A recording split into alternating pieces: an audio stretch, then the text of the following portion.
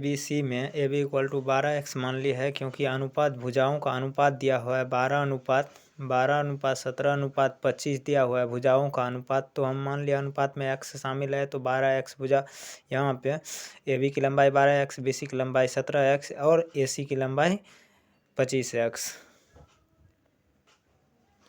माना कि A B equal to 12x, B C equal to 17x, A C equal to 25x। अब हमको क्या करना है, परिमाप दिया हुआ है, परिमाप त्रिभुज का परिमाप 540 centimetre, 540 centimetre according to question. प्रश्नानुसार क्या दिया हुआ है, तीनों भुजाओं का योग दिया हुआ है। तो 12x प्लस में 17x प्लस में 25x बराबर कितना 540 है, तो 540।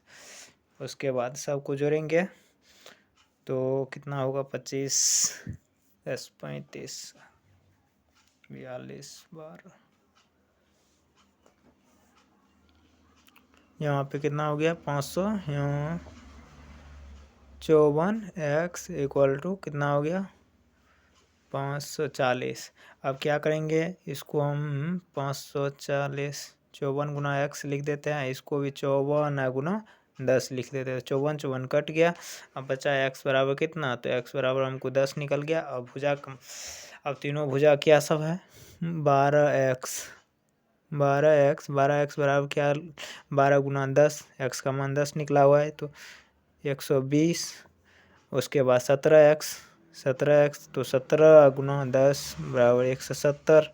फिर उसके बाद हमको 25x तो 25 गुना 10 बराबर कितना 250। ये निकल गया, सब सेंटीमीटर में है, ये भी सेंटीमीटर में, ये भी सेंटीमीटर में, ठीक। उसके बाद हमको तीनों भुजा के माप निकल गए। अब हमको निकालना क्या है, इस त्रिभुज का क्षेत्रफल निकालना है।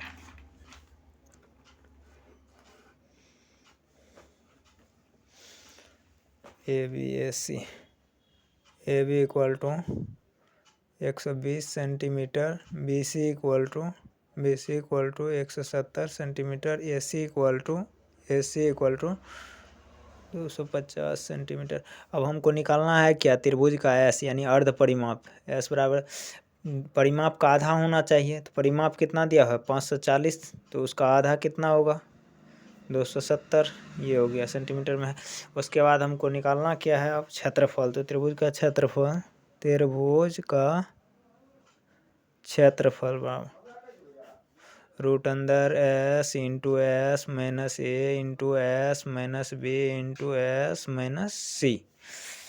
उसके बाद s का मान कितना दिया हुआ है, s का मान 270, तो 270 इंटू 270 माइनस में a यानी 120, 270 माइनस में b का मान कितना है 170, फिर c का मान 270 माइनस में कितना 250। उसके बाद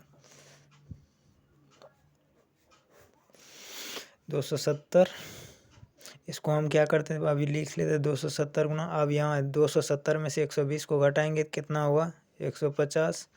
फिर उसके बाद 270 में से 170 को घटाएंगे तो सिर्फ 100। उसके बाद 270 में से 250 को घटाएंगे तो 20। अब 270 को हम 3 गुना 3 यानी 27 को लिख दिए, और उसके बाद गुना में 10 दे दिए। 150 है तो इसमें 15 को हम 3 पंचे 3 और 5 गुना 3 लिख दिए 15 को, और उसके बाद 10 इसमें बचा हुआ है तो 10 जीरो के लिए। उसके बाद 100 है तो इसको 10 गुना 10। उसके बाद 20 है तो इसको 2 गुना 10। उसके बाद 1 2 3 3 4 ठो 3 है तो 2 ठो बाहर कर लेंगे 3 गुना 3। उसके बाद 10 1 2 3 4 5 10 कितना है, 1 ठो 2 ठो 3 ठो 4 ठो 5 ठो, 5 ठो 10 है तो सिर्फ 4 ठो के लिए 2 ठो निकाल लेते हैं, यानी 10 गुना 10 100 हो गया। उसके बाद आगे बचता है हमको क्या, 5, 5 यहाँ है। अब 5 इसके अलावा 1 ठो 10 जो बचा हुआ है उसको भी हम 5 2 गुना 5 कर सकते हैं, क्योंकि 5 हमको निकालना है। यहाँ गुणनखंड में 1 ठो 5 है, 1 ठो इसमें से 10 को 2 गुना 5 कर लिए, बचा हुआ था तो 1 ठो 5 निकल गया। अब बचा क्या, यहाँ पे सिर्फ √2, यहाँ बच गया रूट अंदर 2। 3 तिया 9, 9 पंचे